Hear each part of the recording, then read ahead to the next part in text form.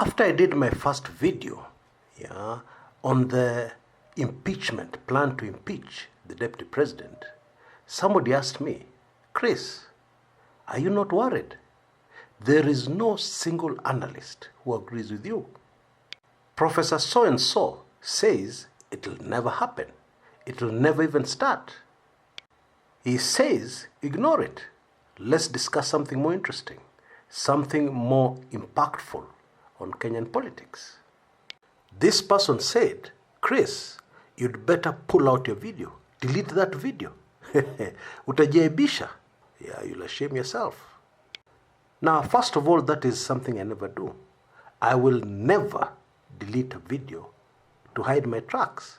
If I'm wrong, I'm wrong. That's okay. I'm human after all. You know, in my view, we have a very big problem with young people in our country.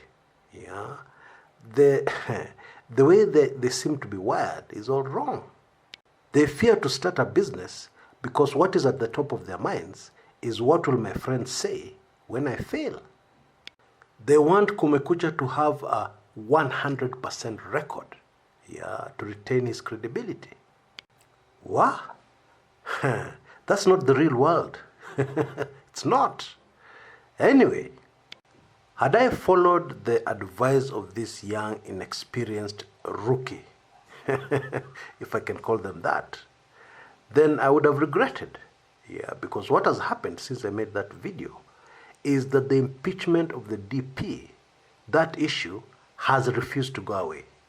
In fact, it is gaining momentum. Over the weekend, former Jubilee Party Vice Chairperson, Bwana David Murathe, led a team to his constituency, Gatanga, in Murang'a County. His team consisted of over 20 legislators. And what was interesting, these legislators were not only from Jubilee, they are also legislators from ODM, Wiper Party, and KANU. And the team was strongly urging the government to arrest all top officials linked to corruption. Murathe himself said that the time had come for all those linked to corruption to have a date with the courts.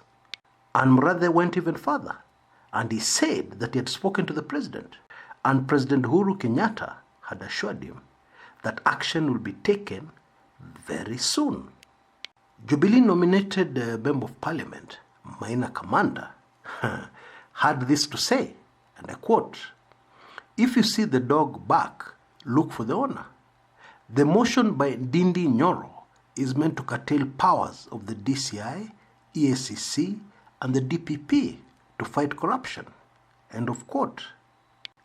And his colleague in the House, ODM legislator for Oraka, Bwana Kajwang, TJ Kajwang, said that they will oppose the motion and any effort meant to frustrate the anti-graft purge.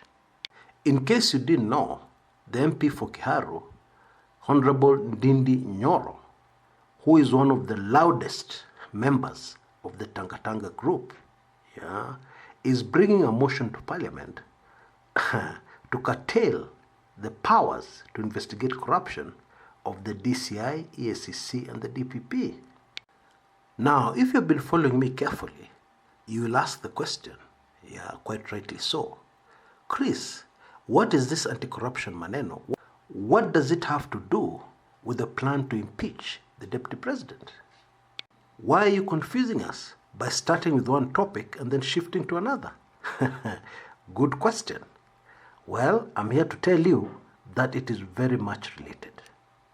And the person who has confirmed to me, beyond any doubt that they are related, is the man who started this impeachment debate in the first place. The Siaya Senator, James Orengo. And in my view, this is a very important point to note if we want to understand fully what is unfolding on our political scene.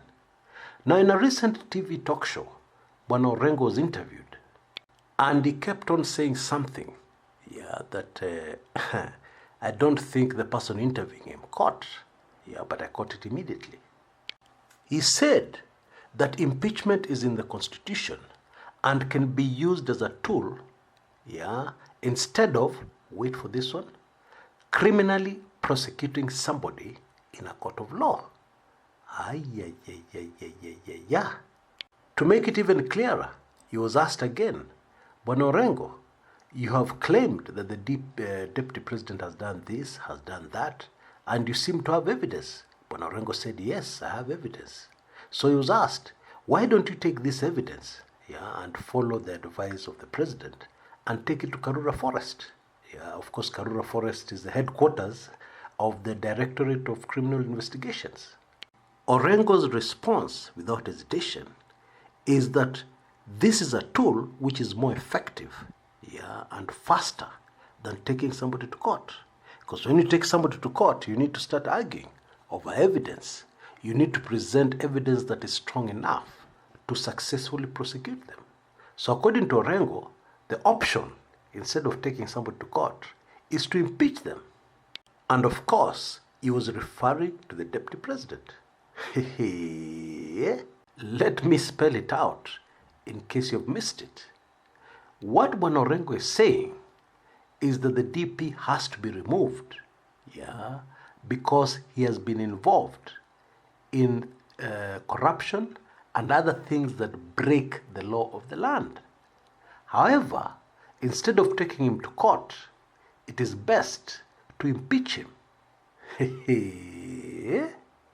Now, Orengo also said something else which I think is very important, which a lot of people have missed.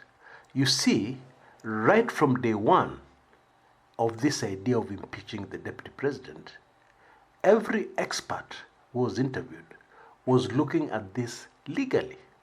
The legal grounds for prosecuting the deputy president.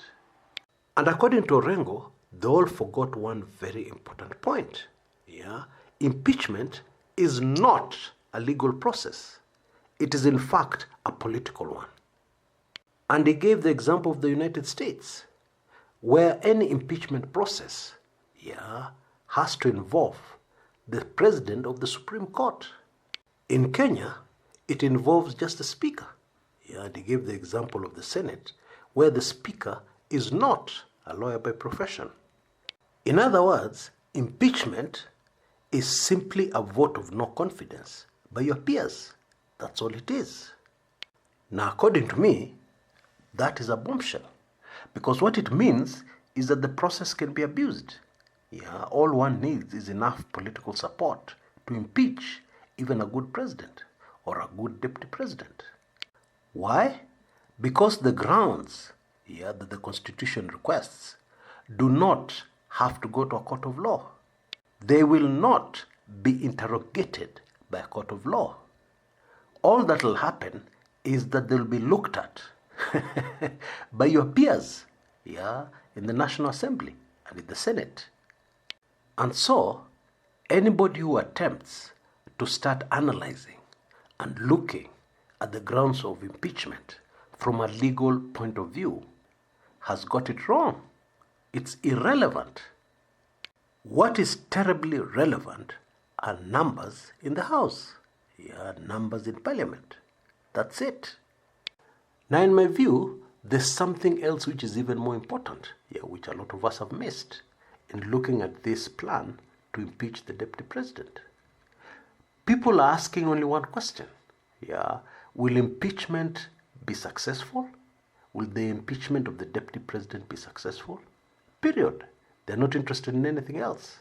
However, that's not even the point. Because this is a political process, the way to analyze it is to analyze it politically and ask questions like, what kind of impact politically will it have on the deputy president? I believe that's the first question you should ask. And I believe I've said this before. Whether or not the impeachment effort succeeds is not relevant. At least it's not as relevant as the fact that the impeachment process, which has already started in my view, because people are discussing it, people are campaigning for it, is going to be very destructive, politically, to the deputy president. And I believe that is part of the intention of the enemies of the deputy president. Yeah, in fact, it could be the main intention of the enemies of the deputy president. Remember, as the debate rages in the House, yeah, people will be able to stand up and say, the deputy president did this, did that, stole this, stole that. And they'll be able to get away with it. You can't sue them. Whether those will be facts or not, you can't sue them. Yeah, because they'll be saying those words in the presence of Parliament, yeah, which is protected. You can't sue anybody for something they say within Parliament. And then consider the kind of perception Kenyans are going to get. Yeah, because perception is everything in politics. The facts are often irrelevant. Already, the deputy president is viewed in very poor light.